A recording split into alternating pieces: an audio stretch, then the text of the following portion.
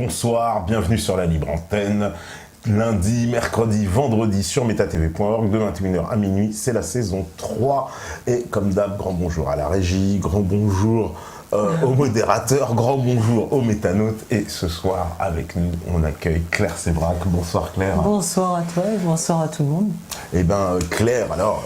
Déjà, on avait déjà reçu ici pour une émission sur les vaccins, qui était une émission d'ailleurs qui a été beaucoup regardée, commentée. Et aujourd'hui, on t'accueille pour ton nouvel ouvrage, La guerre secrète contre les peuples. Alors, j'ai envie de dire, on est mais on a l'habitude dans l'émission ici d'aller, on va dire, en roue libre sur des pentes très glissantes et là on s'engage, j'ai envie de dire, sur effectivement, tu as traité un sujet qui est très important, en plus de façon globale, j'ai envie de dire, un peu, mais avec évidemment, on verra, mais une partie qui est beaucoup consacrée aux épandages aériens. Donc, je reprends l'expression de Claire Henrion qui était venue ici et quand elle me disait donc justement de ne pas parler de chemtrail et de parler d'épandage aérien pour fixer tout de suite le débat. Effectivement, donc le nom usuel est chemtrail évidemment, mais on parlera d'épandage aérien. Chemtrail, c'est chemical trace, donc c'est la trace. C'est la trace, voilà. C'est la trace des épandages. Donc les fameux chemtrails, un sujet, alors j'ai envie de dire très important en préambule, parce que c'est un sujet qui pose polémique auprès de beaucoup de gens. Moi, j'en parle souvent, les chemtrails. On me dit, mais les chemtrails, c'est presque, j'ai presque envie de dire, le paroxysme du complotisme, quoi. On voyait des nuages partout, etc. Or, c'est un vrai sujet, puisque, comme tu le démontres dans le livre, il y a énormément de preuves finalement, il y a beaucoup de choses sur la table, il y a des brevets, il y a des comment on appelle ça, des documents de l'ONU qui prouvent qu'il y a des épandages aériens qui ont été faits, des tests qui ont été pratiqués sur des populations, donc tu ramènes les preuves de tout ça, et donc... c'est-à-dire, moi je suis assez cartésienne, alors tant que j'ai pas les preuves, si tu veux, je suis un peu comme tout le monde, je tire un fil et puis je regarde, moi aussi je regardais le ciel et je me disais c'est quand même pas normal, c'est quand même, il y a des choses dans le ciel qui sont pas normales, de là à penser vraiment que c'était des épandages, je suis comme beaucoup de gens, je me disais c'est quand même énorme. Mais en fait, effectivement, quand on regarde, quand on commence à regarder et qu'on fait une vraie enquête, on s'aperçoit que les preuves s'accumulent. Donc il y a un moment où ce qu'on voit dans le ciel rejoint ce qu'on voit sur les papiers de la NASA, de la NSA, de l'armée américaine, sur les documents déclassifiés, sur les brevets déposés. Les brevets déposés, alors ça c'est important parce que c'est vrai que c'est des aspects, on va dire, qui ont très peu été, je trouve, mis en lumière, le fait qu'il existe des brevets pour ces fameux épandages avec tout un tas de produits qui ont été déposés depuis des dizaines d'années. Oui, voilà, puis en plus, c'est pas un brevet. Oui, c'est pas un brevet. C'est-à-dire que quand on regarde depuis 1950, il y a eu peut-être, 300 ou 400 brevets déposés pour affiner la technique et on peut suivre d'une année à l'autre comment la technique est affinée pour faire des épandages, pour que ça se voit pas parce que les tuyaux vont être comment, alors c'est pas dit comme ça, c'est-à-dire il y a un brevet qui est déposé pour savoir comment on épand, après il y a des brevets qui sont déposés pour que les épandages, le tuyau qui sert pour les épandages soit dans la direction, enfin dans le prolongement de l'angle des ailes, ils disent pour que l'épandage ne se voit pas, après ils disent pas qu'ils épandent, mais enfin... Moi j'ai vécu 15 ans aux États-Unis, je sais que autant les Français on est connus pour faire des inventions extraordinaires qui ne servent jamais à rien ou dans 50 ans, les Américains quand ils cherchent toujours par exemple le petit joint qui te manque pour que ton ordinateur soit compatible à autre chose, enfin ils cherchent toujours le truc dont ils ont besoin. Donc si autant de gens ont déposé autant de brevets avec des petits mieux, des petites choses en plus sur les épandages, je vois pas comment ils se seraient, je veux dire, tellement énervés et tellement acharnés à chercher des trucs pour que la technique soit performante, pour un truc qui n'existe pas, quoi. Oui, voilà, c'est la chose sur laquelle je trouve que dans ton livre qui est extrêmement bien documenté, c'est que tu es parti chercher plein de sources, parce que, évidemment, sur un sujet comme ça, j'imagine, tu te dis on va m'attendre au tournant. Non, mais c'était pour me convaincre. Pour te convaincre, toi. Ouais. Comme d'habitude, moi, quand j'écris un truc, c'est que c'est un sujet qui me passionne et pour lequel j'ai pas la réponse. Donc, il fallait voir ma tête aussi de temps en temps devant mon ordi. Quand je trouvais des trucs comme ça et que je me disais, mais donc c'est vrai, quoi. Parce qu'en plus, toi, effectivement, comme tu l'as précisé, tu as vécu aux États-Unis, donc tu es parfaitement bilingue, tu as une espèce de connaissance, voilà, tu vas t'intéresser aux documents du monde anglo-saxon, parce qu'il y a beaucoup d'informations qui viennent des États-Unis d'ailleurs, des rapports qui ne sont pas traduits souvent, etc. Oui, ouais. Et puis il y a surtout beaucoup, sur le net, il y a beaucoup de photos, il y a beaucoup de témoignages, mais ça justement, on peut toujours te répondre, oui, mais bon, c'est ton interprétation et c'est faux. Je veux dire, c'est subjectif. À part que quand on regarde le ciel, à mon avis, il n'y a aucun doute. Mais c'est pas une preuve, le fait de voir qu'il y a quelque chose d'anormal dans le ciel. Après, il faut effectivement chercher les preuves. Mais il y a donc tous les brevets, il y a des documents déclassifiés de l'armée américaine. Voilà, alors il y a beaucoup de documents qui sont énormes, qui sont énormes. Ouais. Je veux dire, parce que moi, quand je vivais là-bas et que j'allais à Monument Valley ou tout ça chez les Indiens Navajo, les Indiens me disaient they spray us like cockroaches. Ils nous pulvérisent comme des cafards. Et je me disais, ouais, bon, ok, j'étais comme tout le monde, hein, je me disais, oui. Mais ça, c'était dans les années 80, quoi. Dans les années 80. Fin 80. De 85 à 90 ou 12, quoi. Et après, là où je suis vraiment tombée raide, c'est quand j'ai trouvé les documents déclassifiés de l'armée américaine sur cette période, qui ont été déclassifiés en 2002, et qui montraient que les gens... parce que Monument Valley, c'est derrière Las Vegas, c'est derrière Grand Canyon. Et donc, les documents de l'armée américaine prouvent bien qu'à telle date, ils ont répandu sur Vegas, à telle date, ils ont répandu sur Minneapolis, à telle date, ils ont répandu sur Corpus Christi. Quel était le programme, ce qu'ils ont répandu, pourquoi, qu'est-ce qu'ils ont dit à la population. Enfin, je veux dire, tout y est dans les documents. Donc, c'est quand même bizarre que ce qu'on voyait à l'époque corresponde aux documents déclassifiés et que maintenant, ce qu'on voit dans le ciel corresponde à ce qu'il y a dans les brevets et à ce qui s'est déjà fait. Et s'ils nous ont dit à l'époque que ça n'existait pas, je vois pas pourquoi ils ne nous mentiraient pas maintenant, quoi. Oui, parce que là, c'est un peu, j'ai envie de dire, presque sous nos yeux, il y a ces épandages constants, c'est partout. Toi, tu expliques que ça, il y a une dimension complètement internationale. Ce n'est pas un problème américain, entre guillemets. Non. Oui, parce que justement, quand j'ai commencé à chercher, en fait, c'est un peu mon habitude, comme pour les vaccins. Je regarde sur un truc, après je regarde si ça s'est fait avant, s'il y a d'autres trucs. Bon. Et là, on se rend compte qu'à la même époque, moi, j'étais pas au courant, mais là, je les ai retrouvés. Il y a des gens qui, en Suisse, il y a eu le rapport Sutter, White Skies, en Grèce, en Allemagne, dans plein de pays, il y avait des gens qui disaient mais c'est quoi ces trucs au-dessus de nos têtes et donc voilà, au bout d'un moment, il y a trop de trucs qui s'ajoutent. Ouais. Qui font que pour moi, ça crédibilise totalement les choses, comme le fait que Monsanto ait breveté des plantes qui résistent à l'aluminium. Qui résistent à l'aluminium, parce qu'il faut bien le préciser. Donc dans ces épandages, parce qu'on nous demande aussi, mais il y a quoi dedans, c'est quoi, etc. Alors, il y a tout un tas de substances chimiques, du barium, de l'aluminium. Il y a du barium, du strontium, du dioxyde d'aluminium.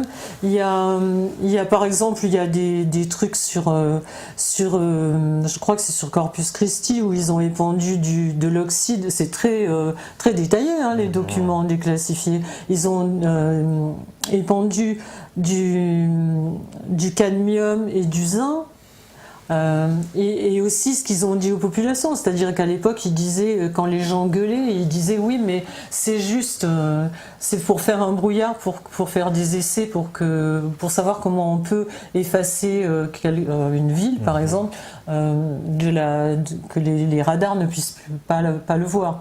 Donc ils disaient aux gens que c'était juste un brouillard, pas du tout toxique. Et puis après, quand on regarde les documents, c'est du sulfure de cadmium, du sulfure de zinc. Alors là aussi, il y a un chimiste qui s'appelle André Picot qui m'a expliqué, c'est que en fait le cadmium, Il y en a un qui est toxique et l'autre qui n'est pas toxique, mais il y en a un qui sert de traceur. C'est-à-dire qu'il y a aussi eu des épandages où il y avait des substances fluorescentes pour voir quand ils épandaient par exemple sur une ville quelle est la distance sur laquelle le vent allait emporter les trucs. C'est pour ça qu'ils mettaient des traceurs à l'intérieur qui étaient fluo. Oui, parce qu'ils utilisent aussi, il faut le préciser, de la nanotechnologie. Alors oui, il y a ça aussi. C'est inquiétant ça, parce que j'ai l'impression que c'est en plus un domaine un peu secret, puisque c'est très récent finalement. Alors on sait qu'il y en a, mais c'est quoi l'objectif? C'est quoi? Parce que ces nanoparticules, apparemment, pénètrent le corps, elles vont s'installer dans le corps. Oui, alors ça, en fait, il y a le problème des épandages qui sont une chose. Alors les épandages, ils peuvent mettre ce qu'ils veulent, on n'en sait rien. On sait ce qu'ils ont mis, on ne sait pas ce qu'ils mettent chaque jour. Oui. Mais par exemple, en Australie, il y a eu une pulvérisation d'un vaccin. D'un vaccin, voilà. Au Brésil aussi, je crois, tu donnes un exemple, je ne sais plus dans quel pays, tu donnes beaucoup d'exemples et tu dis on a pulvérisé, oui, voilà, pour un vaccin, pour une décontamination, apparemment ça se fait. Oui, et il y a aussi un truc qui est très bizarre. J'ai retrouvé un traité de l'armée américaine, un traité du gouvernement américain et du gouvernement canadien, qui date de 1975, où ils disent, conscient que l'article 1, c'est conscient que nous épandons des deux côtés, enfin, que nous épandons, mais que la frontière n'est pas dans le ciel et pas là où les humains l'ont mis en bas. En fait, c'est un traité pour dire il ne faudrait pas que ça fasse double emploi, parce que, voilà, c'est... Donc, là aussi, je vois mal comment deux gouvernements aussi puissants que les États-Unis et le Canada feraient un traité sur un truc qui n'existe pas. C'est bien marqué, je veux dire, il y a des traités sur lesquels c'est marqué. Ce traité-là entre deux États, il y a un traité qui s'appelle ENMOD, E-N-M-O-D, pour les gens qui veulent aller voir. C'est un traité pour ne pas se servir des armes, des épandages et des armes chimiques sur les populations, sur les ennemis. Et en fait, quand on lit tout le traité, et c'est vrai que moi j'ai la chance de parler anglais comme le français, quand on lit le traité en entier, il y a marqué à un endroit que, par contre, il est interdit formellement d'épandre sur ses ennemis. Mais on peut épandre sur les populations, sur ces populations, quand il s'agit de choses pacifiques, et aussi de faire des tests pour pouvoir savoir, des tests pour soi-disant pouvoir protéger la population après. C'est-à-dire qu'en clair, on prend une population lambda et on peut épandre un truc sur elle pour faire un test pour savoir quel est le pourcentage qui va être malade, etc. Et ça, ils disent que ce sont des essais pour protéger la population au cas où il y aurait un terroriste qui épandrait des trucs. C'était aussi au moment de la guerre froide, donc au cas où les Russes auraient attaqué, etc. Mais on fait au cas où ils attaqueraient, dans 10 ans, 20 ans ou peut-être jamais, ils balancent sur les populations, mais ce sont des tests soi-disant à but pacifique. Ouais. Ça, c'est autorisé. Donc ils sont autorisés à faire les tests sur les populations, mais pas à s'en servir en temps. Et donc on le fait sur sa propre population, mais on le fait pas sur les ennemis. Et quand on regarde effectivement, qu'on trouve ça dans le traité ENMOD et qu'on regarde les documents déclassifiés de l'armée américaine, il y a effectivement un endroit où ils ont épandu des bactéries pour faire des essais pour la guerre du Golfe et pour savoir quel était le pourcentage de la population en dessous qui allait développer un cancer. C'est marqué dans les documents. Mais c'est ça qui c'est assez hallucinant. Moi, je dois dire que j'ai passé des nuits à halluciner total. Oui, parce que voilà, tu mets des notes de la CIA, donc tout ça, en fait, est sous nos yeux, en fait, pour qui cherche, qui veut démontrer, toutes les preuves sont là, quelque part, qu'il se passe bien quelque chose. C'est pour ça que quand les gens me disent oui, mais c'est du complotisme, machin. Oui. C'est sûr que. D'ailleurs, je pense que t'as trouvé la parade en appelant ça la guerre secrète contre les peuples.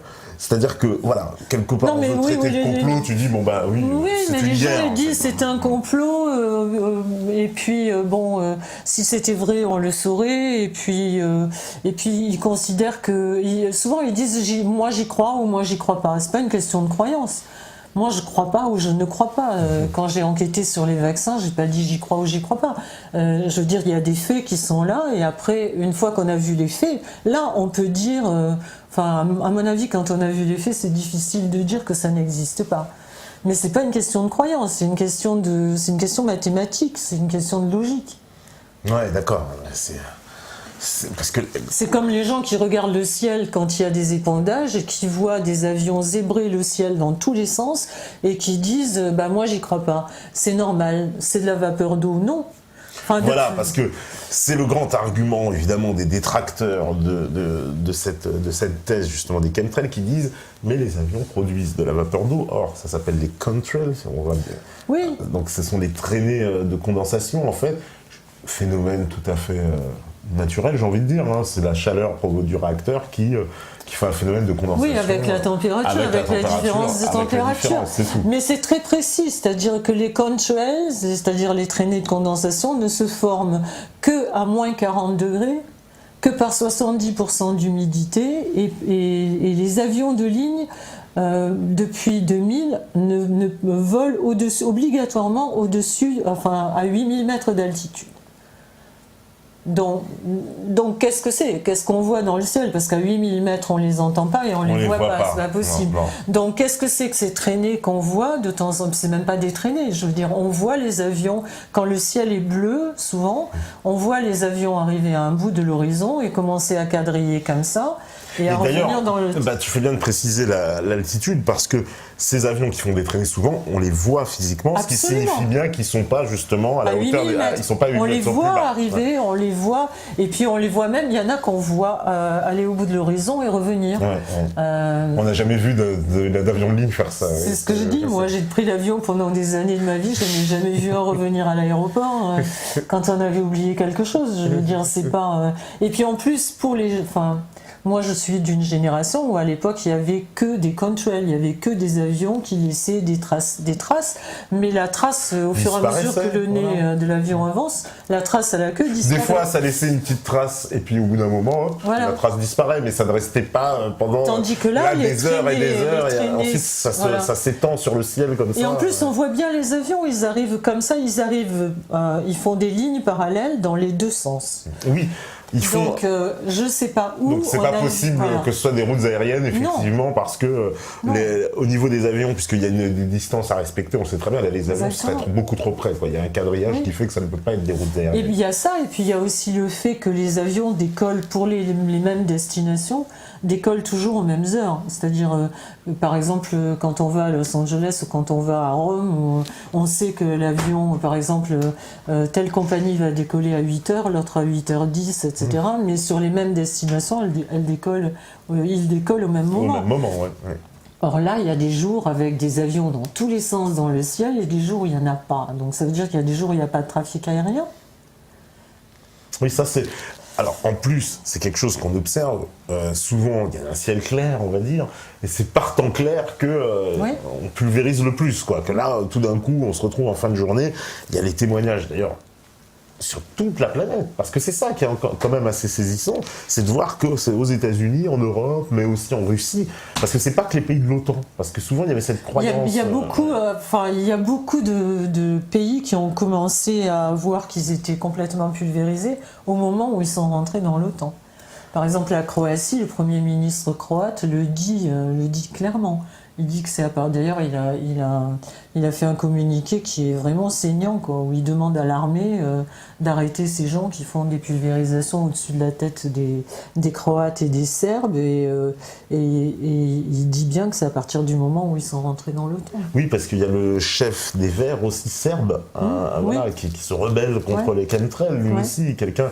Alors, il faut le préciser, ils ont essayé de l'assassiner. Il a eu des problèmes, ce monsieur. Il a été poussé dans le ravin par un camion, par une fourgonnette qui avait une plaque de police dessus. Ouais. Et il a été, on a tenté de l'éliminer, on va dire. Alors c'est quelqu'un qui se lève contre les chemtrails en Serbie, quoi, qui explique ce problème-là. Donc maintenant, ce problème, il est vraiment général. Comment aussi on peut expliquer comment tous ces gens-là s'organisent ? Parce que toi, tu nous expliques qu'évidemment, forcément, les militaires sont dans le coup. C'est pas possible autrement. Parce que ce sont des avions de l'OTAN les 3/4 du temps. Après, il y a des témoignages qui disent qu'effectivement, il y a des avions de ligne low cost, souvent, parce qu'il n'y a pas suffisamment d'avions de l'OTAN. Mais en plus, évidemment que tout le monde est au courant dans les élites, parce que, Qui pourrait autrement violer notre espace aérien comme ça, s'amuser au-dessus du ciel de Paris à faire des dessins si nos gouvernants n'étaient pas au courant? Parce que en Europe, enfin je prends le cas de la France, il y a eu tentative timide, on va dire, c'était quoi, il y a 2 ans, même pas, il y a 1 an à peu près de ça, il y a France 2, je crois, qui a organisé une espèce de grand reportage sur ce qu'ils appelaient la géo-ingénierie, et le terme a été évoqué, en tout cas pour la première fois, d'une reconnaissance qu'il se passait bien quelque chose, quoi. Justement, c'est pour ça que maintenant ils commencent à nous dire, mais c'est sournois, hein, parce que d'une part ils nous disent, dès qu'il y a une catastrophe climatique ou tout ça, ils nous disent voilà, c'est un avant-goût de ce qui va se passer si on ne lutte pas contre le réchauffement climatique. Et ils sont en train maintenant de nous dire, du moins aux États-Unis ils commencent, enfin dans les instances, à dire que la géo-ingénierie c'est un plan B qui est dans les cartons, dont ils se serviront le jour où ça va être où la situation va être vraiment désespérée.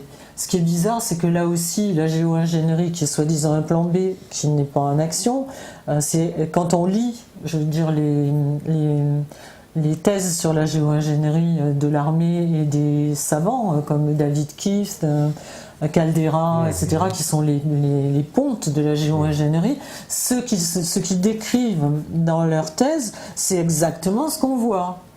Donc, je crois pas trop que ce soit pas commencé. Et est-ce que, justement, alors comment on peut faire le lien? Parce qu'on voit bien que le climat est devenu un enjeu planétaire, entre guillemets, la COP21 récemment encore. Alors ça te fait rigoler, alors explique. Alors, parce que moi, ce que j'ai vu de cette COP21, alors tu vas me dire ce que t'en penses, parce que c'est quand même à mettre en rapport avec toutes ces affaires de climat, j'ai vu que les pays, en fait, de la planète, on va dire dans l'ensemble, essaient de s'emparer de ce sujet, on s'empare de ce débat, en tout cas du climat, qu'on essaye d'ailleurs depuis longtemps de s'en emparer, j'ai envie de dire. Mais ce qui m'a un peu choqué, c'est de voir Bill Gates, de voir Xavier Niel, je ne sais plus quel autre milliardaire encore, venir nous expliquer que c'était eux qui allaient régler le problème, quoi, en gros. Alors toi, tu parles beaucoup de Bill Gates, bon, plus pour les baratiner. Il est en train de régler le problème.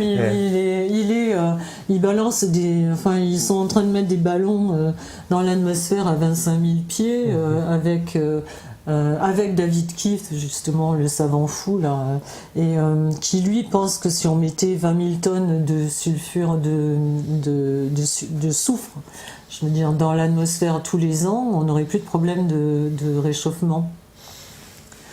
Mais on en aurait d'autres. Mais en fait, c'est un faux problème, le réchauffement climatique. D'abord, il y a plein de savants il y a 32 000 savants exactement prestigieux qui ont fait un manifeste pour dire que c'était du pipeau. C'était faux. Évidemment, ça, on l'entend jamais aux infos. Hein.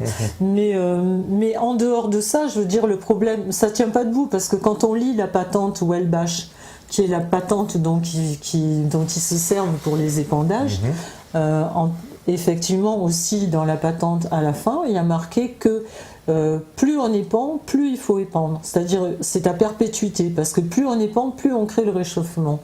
Et plus on crée le réchauffement, plus il faut épandre pour, soi-disant, contenir le réchauffement. C'est-à-dire, c'est pas le réchauffement, à mon avis, hein, c'est la conclusion à laquelle je suis arrivée. Je pense que l'armée, après on en parlera avec le système EARP, etc., balance des faisceaux d'ondes énormes dans l'atmosphère. Et ça, c'est ça qui troue l'ionosphère. Et on fait, comme quand les trous dans l'ionosphère... Les fameux trous dans la couche d'ozone, ce qu'on nous explique, ça. L'ionosphère, c'est ce qui nous protège des rayons UVB. C'est ce qui nous protège des rayons, comment on dit, solaire, enfin voilà, pas du soleil, du rayonnement solaire. Du rayonnement solaire. D'accord, c'est la partie haute de l'atmosphère, on va dire, l'ionosphère. Hein. Donc comme il trouve cette couche en envoyant des ondes pas possibles dedans, je pense qu'il faut qu'il colmate, parce que sinon effectivement on va crever. Mais c'est pas nos voitures diesel et c'est pas les vaches qui pètent qui sont en train de trouver la couche d'ozone, faut arrêter. Quand on regarde les chiffres de l'armée américaine juste en temps de routine et qu'on voit ce qu'ils balancent, et ce qu'ils dépensent comme carburant. C'est-à-dire que le carburant, le fuel qu'ils envoient dans l'atmosphère pendant juste les années de routine, ça n'a aucune comparaison avec les quelques petites voitures diesel, Évidemment, il ne faut pas polluer la planète, et moins on la pollue, mieux c'est. Mais tout est faux, rien ne tient debout. C'est comme le carbone. Le carbone, ils n'arrêtent pas de nous bassiner avec le carbone. Oui, alors la taxe carbone. Le carbone, c'est 0,05% de l'atmosphère. Donc, et en plus de ça, pourquoi ils vont couper les arbres en Amazonie ? Puisque les arbres adorent le carbone. Si vraiment on est dans une situation désespérée à cause du carbone, ce qui est entièrement faux, pourquoi ils coupent les arbres ? Il faudra replanter la planète. Voilà. Pourquoi maintenant ils essayent de nous servir la géo-ingénierie justement en nous disant que c'est pour lutter contre le réchauffement climatique? Parce que comme ça, indépendant des particules d'aluminium, les rayons du soleil vont se réfracter sur l'aluminium et repartir vers l'atmosphère. Et comme ça, on sera protégé. Mais dans ce cas-là, il n'y a pas de photosynthèse. S'il n'y a pas de soleil, s'il n'y a pas de photosynthèse, le carbone prolifère. Donc je veux dire, ça ne tient pas debout pour des gens qui... Et en plus, j'ai fait lire mon livre à un ami donc, qui est chimiste, qui est un des plus grands chimistes mondiaux, et qui m'a dit ce que disent tes experts chimistes, ce que disent tes experts n'est pas du tout compréhensible pour un chimiste. Et je veux bien le croire. Je veux dire que les gens comme David Keith, Caldera, etc., qui sont en train de travailler là-dessus, on voit bien que c'est pas des chimistes on voit bien que ce sont pas des cadors en tant que chimistes. C'est probablement des gens qui sont facilement corruptibles et qui veulent bien entrer dans toutes les folies parce qu'il y a beaucoup d'argent à la clé, parce qu'ils sont tous plus ou moins financés justement par Bill Gates et par des gens comme ça. Qui, entre parenthèses, quand on regarde, n'ont pas peur, eux, d'avoir des actions dans les mines de charbon.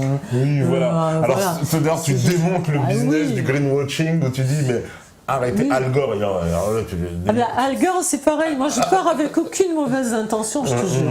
J'ai dit, je vais quand même, Al Gore, depuis le temps qu'il me bassine, je vais aller voir. Et je croyais vraiment trouver un ou deux petits trucs. C'est hallucinant. C'est-à-dire que ce mec qui n'arrête pas de faire son beurre depuis qu'il est plus vice-président et qui fait des conférences à 175 000 € la journée, la conférence pour pour dire que le réchauffement est abominable et que le carbone c'est vraiment l'horreur du siècle, etc.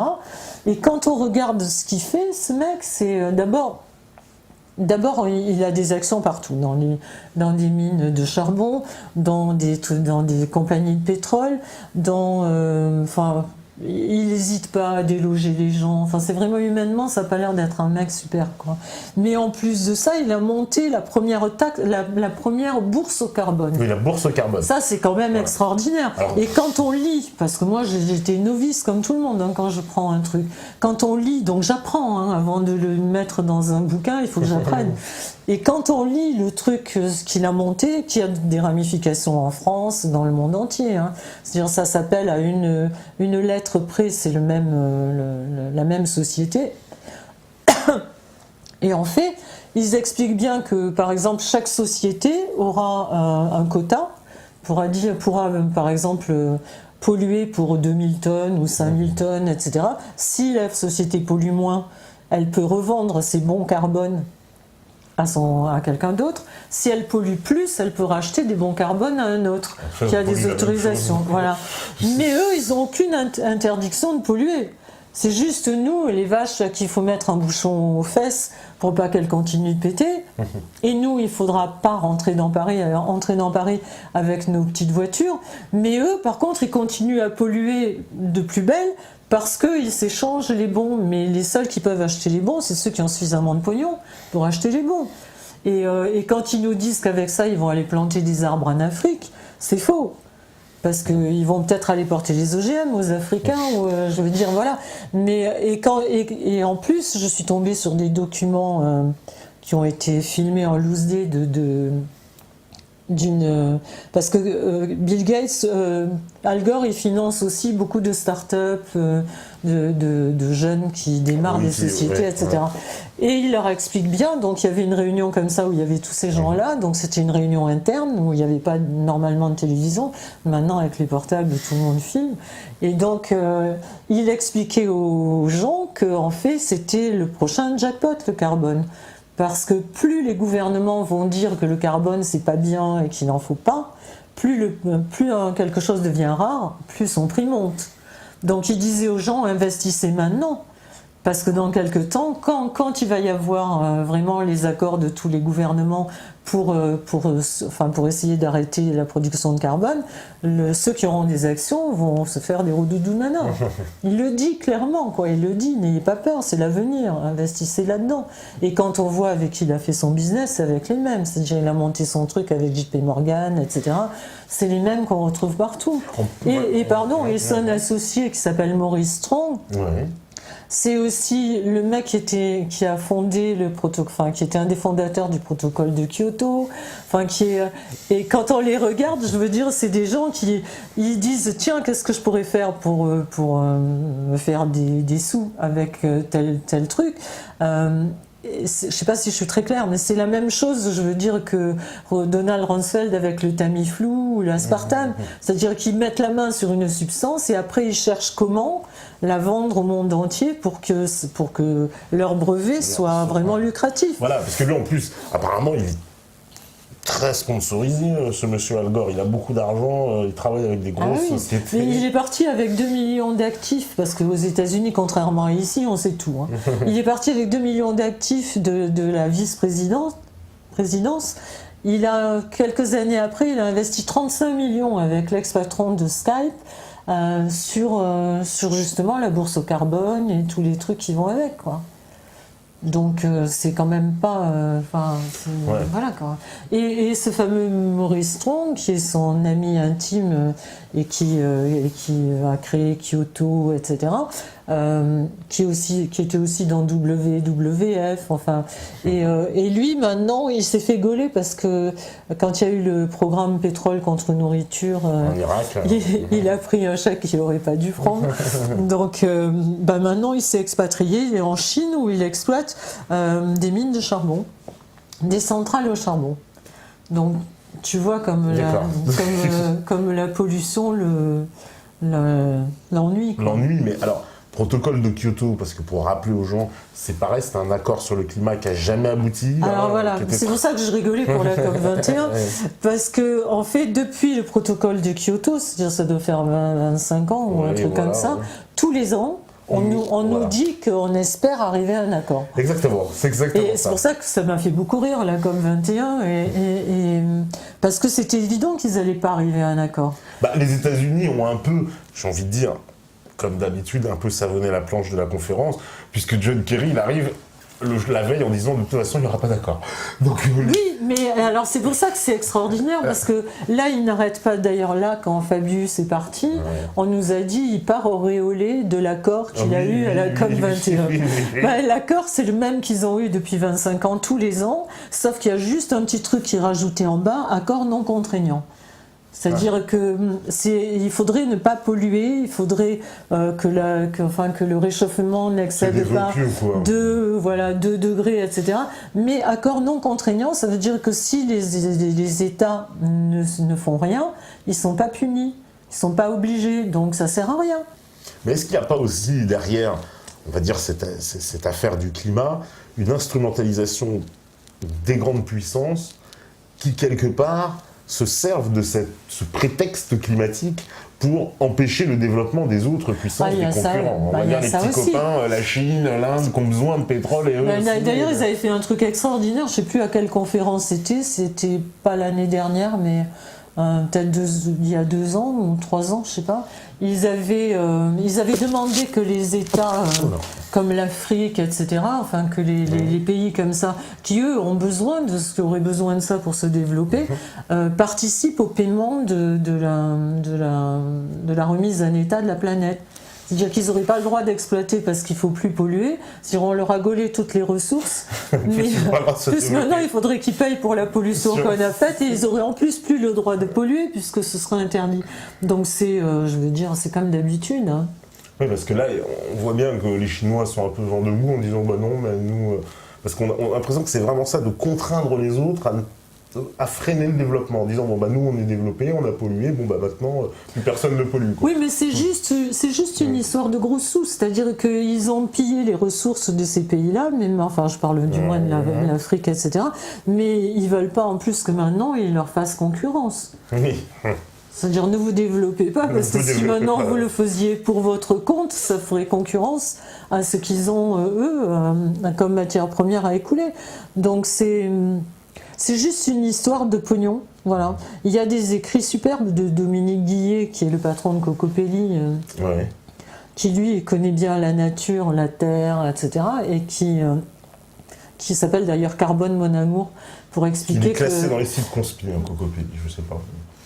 Oui, bah il est dans des listes, il apparaît à nos côtés. Mais le problème, c'est que on vit une époque où dès qu'on dit un fait scientifique, si ça va pas vers la pensée qu'on nous ordonne d'avoir, on est complotiste immédiatement. Après, on est alors je sais pas si c'est dans l'ordre, mais on est fasciste, antisémite, islamophobe, homophobe, ce qui n'a rien à voir, mais bon, c'est comme ça.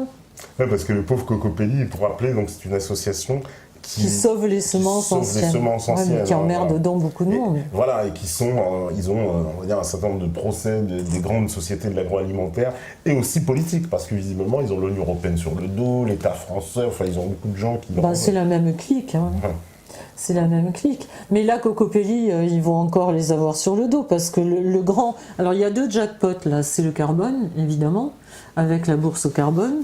Et l'autre jackpot, c'est toutes les semences qui, soi-disant... Alors, dans les brevets de Monsanto, il y a marqué « résistante à l'aluminium ». C'est vraiment marqué. Parce que je l'ai, le brevet, je les ai lus. Je les ai vus, quoi.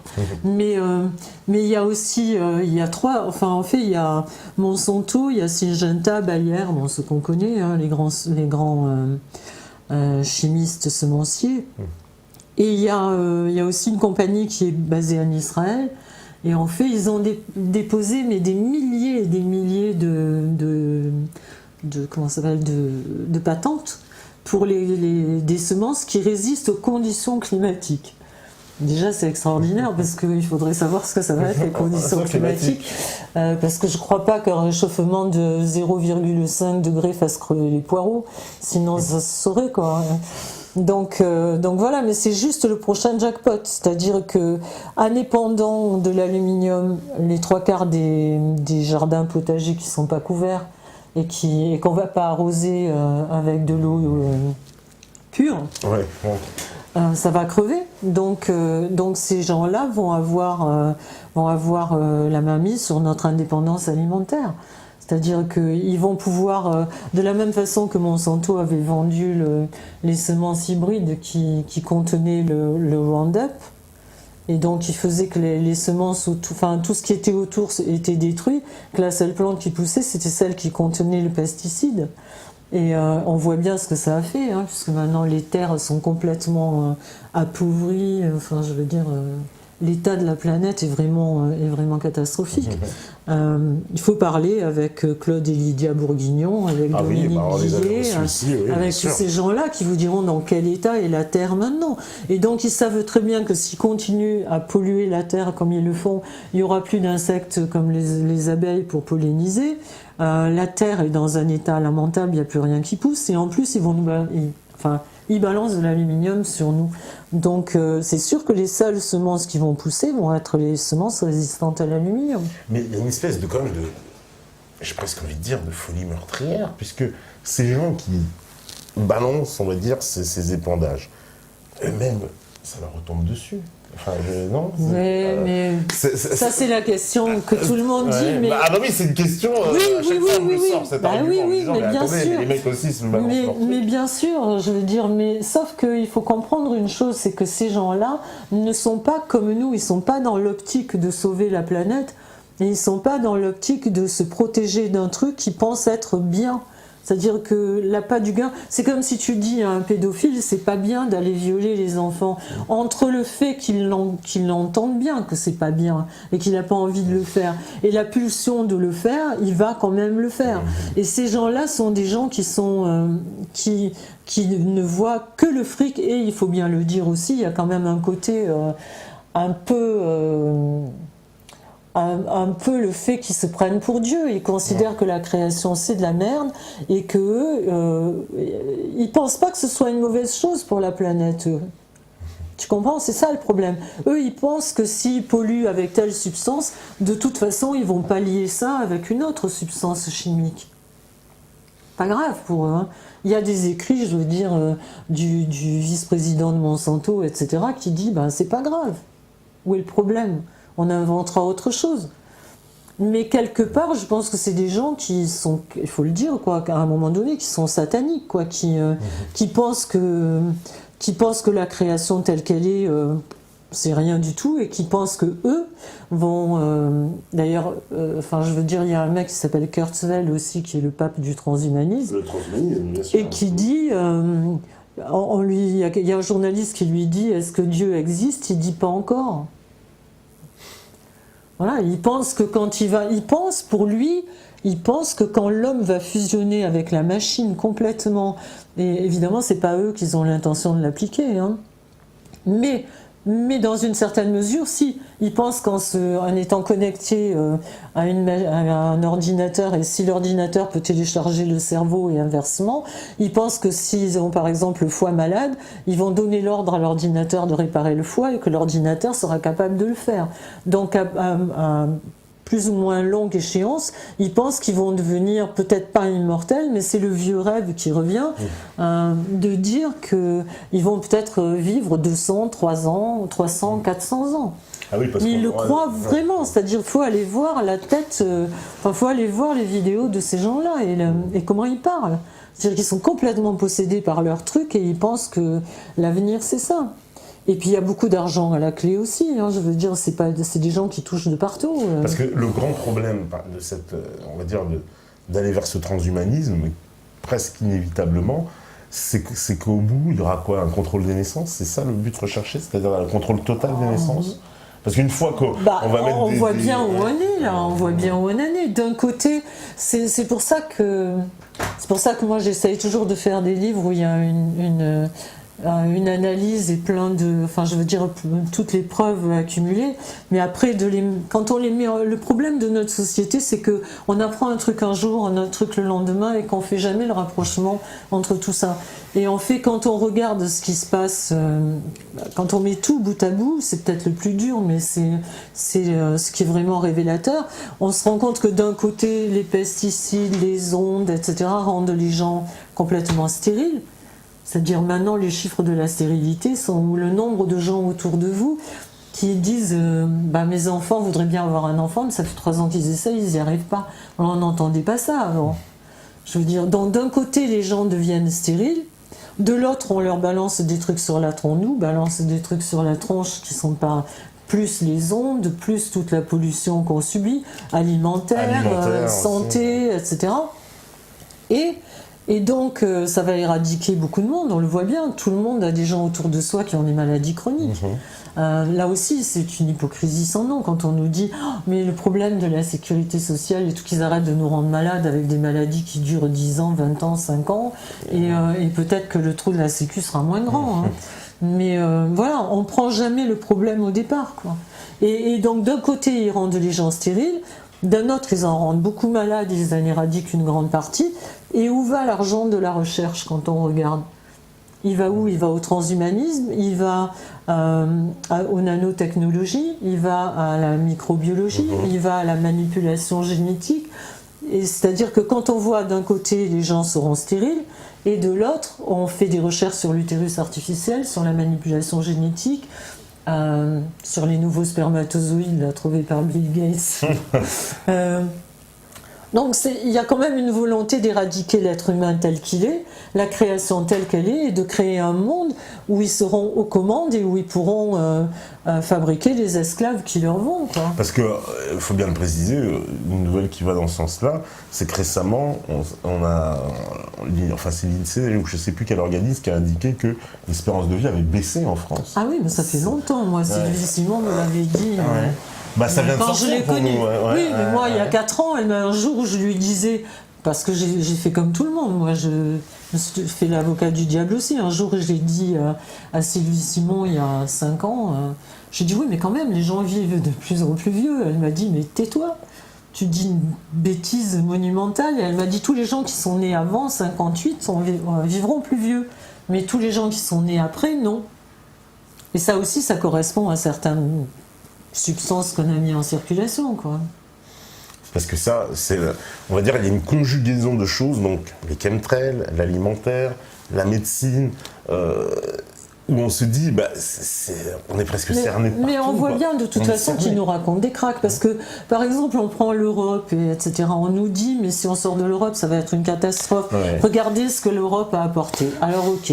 Il y a encore 10 ans, on disait aux paysans, oui, mais d'accord, alors par exemple, vous pouvez pas vendre le porc plus cher parce que tel pays fait du porc et c'est moins cher. Donc, les légumes, on nous disait, oui, mais d'accord, vous vendez les choux 2 centimes, mais l'Espagne, eux, vendent des tomates ou machin plus cher, etc.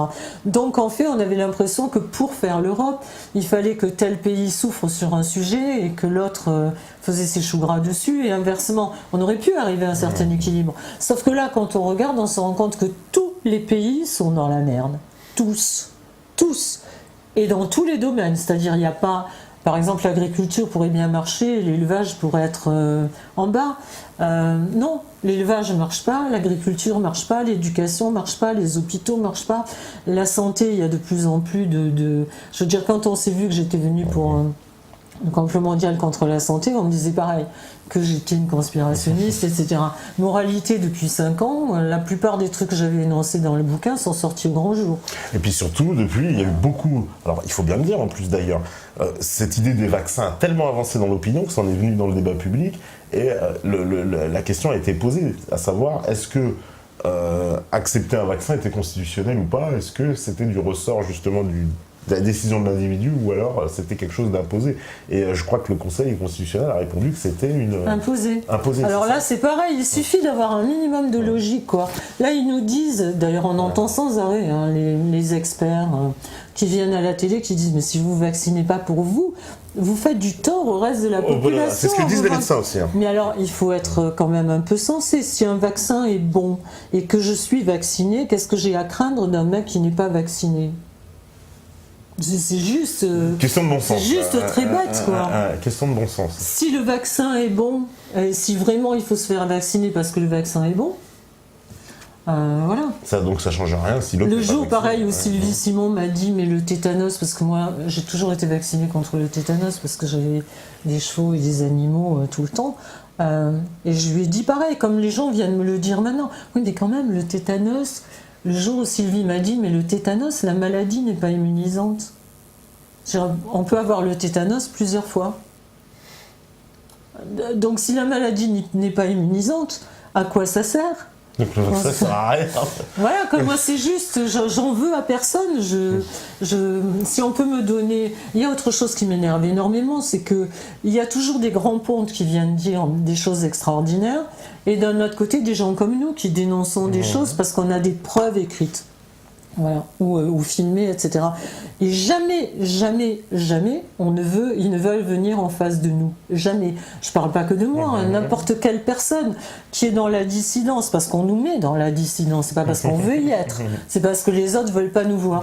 Mais même quand il y a eu une émission sur le garde-asile où ils ont appelé les petites victimes du garde-asile, elles m'ont appelé affolée. 2 jours avant l'émission, on leur a dit « Vous serez pas sur le plateau, vous serez dans une pièce à côté ». Parce que s'ils sont dans une pièce à côté, après on peut faire le montage qu'on veut, ou si elles disent quelque chose, on peut leur dire mais non madame, vous êtes une menteuse, etc. Et après c'est monté ou c'est coupé. Donc voilà, pourquoi ces gens-là, si vraiment ils sont sûrs d'eux, Pourquoi on pourrait s'asseoir autour d'une table et échanger voilà mes preuves, donne-moi les tiennes et on va voir si vraiment tu as une preuve. Leur seule preuve, c'est la Bible, voilà. C'est écrit dans la Haute Autorité de Santé où l'OMS a dit. C'est pas une preuve, ça. Oui. D'un côté, il y a des études sur 15 000 personnes où il y a des documents déclassifiés de l'armée américaine, avec le sceau de l'armée américaine, etc. Ça, c'est une preuve pour moi. Le fait qu'on me dise non, ça n'existe pas, je suis pilote, si ça existait, je saurais. Non. Parce qu'il y a aussi des pilotes qui viennent me voir pendant les conférences et quand les gens me posent ces questions à la fin, il n'y a pas longtemps à Nancy, il y en a un qui s'est levé qui a dit moi je suis dans l'armée de l'air, il n'a pas dit qu'il était pilote et c'est vrai. Voilà. Oui, parce qu'ils sont obligés de leur marquer les pilotes. Pas tous, parce que là je veux dire, je peux que m'appuyer sur les témoignages de mécaniciens et tout ça, de gens qui ont parlé et qui disent comment ça peut être mis à l'intérieur comment les circuits sont faits à l'intérieur de l'avion. Mais il y a aussi un brevet qui dit par exemple comment coupler les commandes de l'avion avec les commandes de la pulvérisation. C'est-à-dire que ça veut dire que quand le pilote actionne une certaine commande, ça pulvérise, mais il n'en sait rien. Il y a quand même un brevet qui dit ça, quoi. Donc ça veut dire que même des fois, peut-être des pilotes sont en train de faire des épandages à leur insu, quoi. Ça. Oui, je pense qu'il y en a... Enfin, les avions de l'armée, non. Les avions de l'OTAN, non, mais les autres, bien sûr. Ça, c'est... parce qu'il y a des témoignages, il faut bien le dire, parce qu'on parle... Souvent, on nous dit oui, non, il n'y a pas de témoignages. Il existe des témoignages de gens, en particulier dans les aéroports, du personnel, qui s'est manifesté. Alors, évidemment, c'est des gens qui ont très très peur, évidemment, on peut comprendre pourquoi, et qui ont voulu nous informer de ce qui se passait dans les aéroports, c'est-à-dire qu'ils avaient remarqué qu'il existait en fait des espèces de vannes secrètes un peu sur les avions. Enfin, il semble qu'il y ait des gens qui ne soient pas le personnel habituel qui viennent au moment du stationnement pour effectuer certaines opérations. Alors ça il y a un mec, il y a un mécanicien qui explique ça très bien. D'ailleurs, j'ai repris son truc dans le livre où il dit qu'il y a plusieurs sortes de mécaniciens qui viennent quand un avion est sur le tarmac et qui le prépare. Il y a plusieurs sortes de mécaniciens. Il y a des mécaniciens A, B, C. Il y en a qui s'occupent des moteurs, il y en a qui s'occupent des circuits électriques, il y en a qui s'occupent... Et la dernière caste, comme en Inde, c'est ceux qui s'occupent des eaux usées. Oui.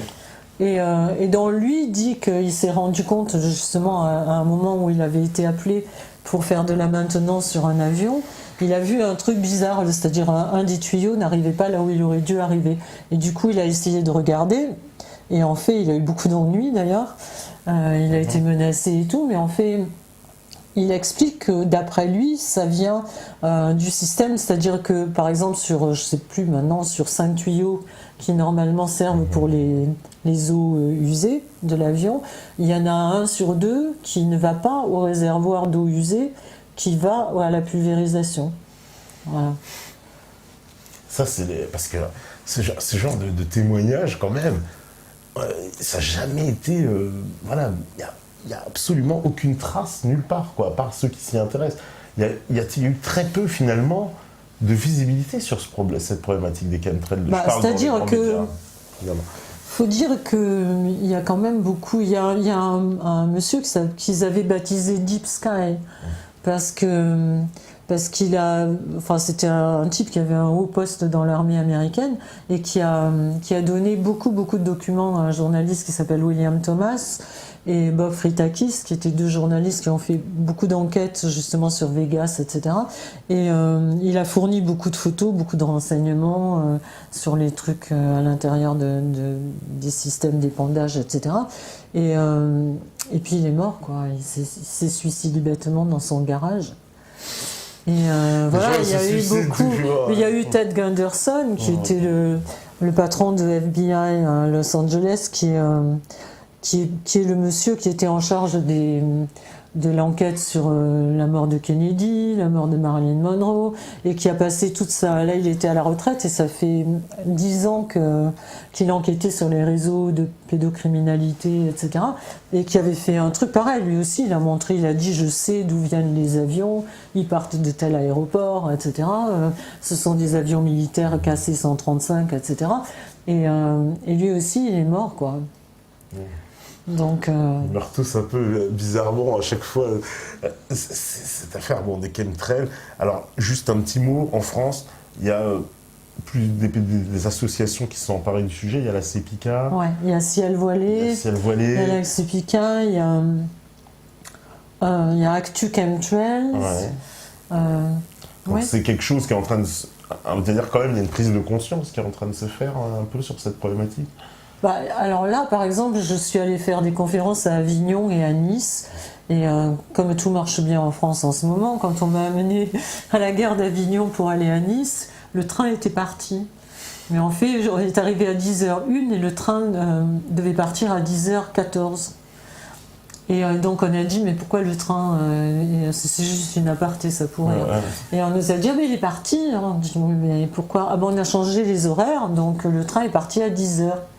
Voilà, et donc la personne qui organisait la conférence a été obligée de m'amener en voiture d'Avignon à Nice. Et quand je suis arrivée à Nice, j'ai vraiment eu aucun problème à dire aux gens que les chemtrails étaient vrais, parce que tout ce qui était venu en voiture ou en train, c'était hallucinant. Le ciel entre Avignon et Nice était zébré, mais de partout, quoi. Il y avait des trucs extraordinaires, comme les franges qu'il y avait sous les vieux canapés. Là. Ouais. Il y avait des trucs comme ça dans le ciel, il y avait des trucs incroyables. Ça s'amuse beaucoup, dis donc, avec en plus l'effort. Et quand je suis allée à Nancy, il y a un monsieur qui m'a amené un bocal. Pareil, le matin, il avait promené son chien 2 jours avant. Et il a sorti son chien le matin et toute la campagne était recouverte de fils blancs. Oui, de filaments. Alors ça, c'est des choses aussi qu'on a retrouvées souvent, qui sont à mettre en rapport avec les chemtrails. Des matières qu'on retrouve comme ça, qui sont des espèces de polymères, tu nous dis, qui sont des... Oui, bah en fait, il y a des chercheurs dont une femme qui s'appelle Staninger, qui est professeur, hein, qui est entouré de plein d'autres chercheurs, et qui ont comparé, ils ont essayé de comparer ces filaments, d'ailleurs, les filaments qui sont des résidus de chemtrails et ceux qui sont dans les gens qui développent la maladie des morts-gelons. Ouais. Et ils ont comparé ces fils à la base de données du FBI, aux 900 fibres qui sont dans la base de données du FBI, et il n'y en a aucune qui correspond à ça. C'est-à-dire, c'est soi-disant, enfin c'est un mélange de cellulose, de polymères, de nanoparticules, on ne sait pas trop, quoi. Parce que ça, c'est pareil, cette maladie du morgelon, donc c'est des gens sur qui il apparaît des espèces de fils qui sortent. C'est des plaies. C'est des plaies vraiment dégueulasses, et au milieu des plaies, il y a des fils qui sortent et qui poussent. Alors là, c'est pareil, c'est comme les gens qui ont des effets secondaires des vaccins, on leur dit, moi, c'est des gens qui ont une certaine paranoïa, qui pensent qu'ils sont envahis par des vers ou des bêtes, et qu'il faut mettre directement dans des instituts pour les maladies mentales. Mais en fait, non, je veux dire, il y a vraiment des gens qui ont des fibres qui poussent, quoi. Ouais. Et ça, ils n'ont pas d'explication, oui, parce que j'ai vu, oui, c'était un peu tordu, on me disait, la médecine nous dit c'est des maladies, oui, voilà, mentales, mais bon, quand ça explique pas qu'on a non, des mais je plastiques qui sortent. pense pas que quelqu'un soit assez malade pour avoir envie d'avoir des... Et puis comment il ferait pousser des fils de leur plaie, quoi. Ça n'a pas de sens. Ouais. Et puis il y a quand même... il y a une société aux États-Unis qui a été fondée, où il y a une association où il y a, je sais plus, 60 000 personnes. Et ils considèrent que c'est qu'une petite partie, parce qu'il n'y a pas forcément des fils qui sortent aussi, mais il y en a beaucoup. Donc, et Staninger dit qu'en fait, c'est pas parce qu'on n'a pas la maladie des morts-gelons. Elle pense que d'après ses études, c'est l'exposition aux nanoparticules qui produit ça. Mais elle dit que quand ça sort comme ça, c'est que le corps rejette les nanos. Mais c'est pas parce qu'on n'a pas la maladie des morts-gelons qu'on n'est pas infesté de nanos. Parce qu'il y en a qui les assimilent. Eh ben, on va faire la petite pause, c'est l'heure, la régie elle est prête, c'est magnifique. Voilà, donc on va boire du thé, espérons qu'il n'y a pas de nanoparticules dans mon thé. Il y en a partout. Il y en a partout, il paraît. Ouais. Donc vous êtes infectés, ça me fait penser à certaines séries télévisées, tout ça. Alors en tout cas, on va faire la pause, on revient juste après, c'est toujours la Libre Antenne, c'est sur Beta TV, c'est la saison 3, à vous la régie.